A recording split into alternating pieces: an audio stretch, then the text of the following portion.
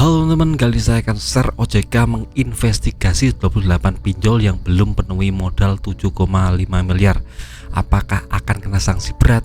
Nah, video ini penting buat teman-teman yang sekarang sudah gagal bayar atau gagal bayar, karena ini berita yang sangat bagus sekali. Karena OJK resmi menginvestigasi 28 pinjol yang terbukti telah tidak memenuhi nilai ekuitas minimal dari OJK, teman. Jadi kita tahu OJK menerapkan nilai minimal ekuitas untuk permodalan, jadi itu 7,5 miliar, dan mereka menginvestigasi semua pinjol, teman. Jadi 98 pinjaman online itu diinvestigasi semua dan menemukan bahwa 28 pinjaman online terbukti modalnya kurang, ya teman. Jadi OJK peraturan yang dulu kan kita tahu untuk permodalan itu ambang batasnya untuk nilai minimalnya itu 7,5 miliar. Nah, kalau di bawah itu artinya mereka melanggar hukum, neraca keuangan mereka tidak sehat, dan ini menjadikan pinjaman online tersebut akan kena sanksi-sanksi. Jadi ini sangat berbahaya sekali buat 28 pinjaman online tersebut. Dan Ketua OJK sendiri juga menyatakan bahwa kalau tidak dipenuhi ke depannya maka akan diberikan sanksi-sanksi berupa mungkin sanksi administrasi, sanksi PKU, pembatasan kegiatan usaha, dan lain-lain. Nah, ini penyebabnya apa? Nah, menurut saya penyebabnya karena ini juga dari aturan OJK sendiri yang menurunkan bunga dan denda. Kita tahu untuk awal bulan kemarin sekitar bulan Januari Februari itu OJK membuat peraturan baru yang mana nilai bunga dan denda turun drastis, teman. Jadi 0,3 jadi 0,1. Jadi ini turunnya cukup signifikan, teman. Dan ini berdampak kepada neraca keuangan, berdampak pada keuangan pinjaman online. Jadi mereka tidak bisa memenuhi yang namanya ambang batas ekuitas untuk minimal permodalan. Ini 7,5 miliar. Jadi 28 pinjol ini kalau tidak berhati-hati bisa diilegalkan oleh OJK. Nah, ini sangat berbahaya sekali. Nah, sekarang apa dampaknya buat kita, Bang, sebagai nasabah gagal bayar?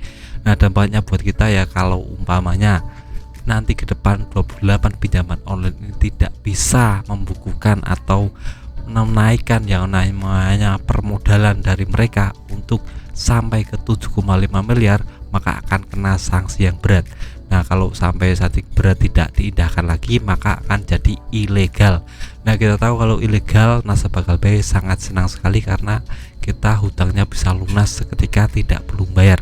Kenapa? Karena pinjaman online yang diilegalkan OJK itu artinya mereka tidak punya kuasa untuk menagih nasabah gagal bayar, teman. Jadi kita bisa aman, kita bisa lunas 100%. Karena kita mau bayar kemana, di aplikasinya mungkin di Playstore sudah dibukukan, jadi kita tidak punya akses untuk membayar. Apalagi kita tahu isu-isu terkait pinjaman online yang sekarang semakin brutal menagih melalui penagihan-penagihan yang kasar, intimidatif, provokatif, dan itu bisa menjadikan nilai plus buat pinjaman online khususnya OJK untuk memberi sanksi yang lebih berat kepada mereka. Jadi kita tunggu saja ketegasan dari OJK apakah mereka akan memberikan sanksi untuk 28 pinjaman online ini yang terbukti tidak bisa memenuhi nilai ekuitas 7,5 miliar.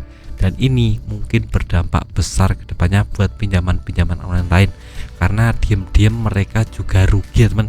Karena catat tiap bulan ini, mulai bulan Januari, Februari, Maret sampai sekarang, pinjaman online itu merugi terus. Jadi mereka tidak untung tapi rugi. Nah, aplikasi itu cari untung bukan cari rugi, ya teman. Kalau tidak berhati-hati ke depan ada dua pilihan. Yang pertama, mereka bisa bangkrut sendiri karena kekurangan modal. Yang kedua, mereka bisa diilegalkan OJK.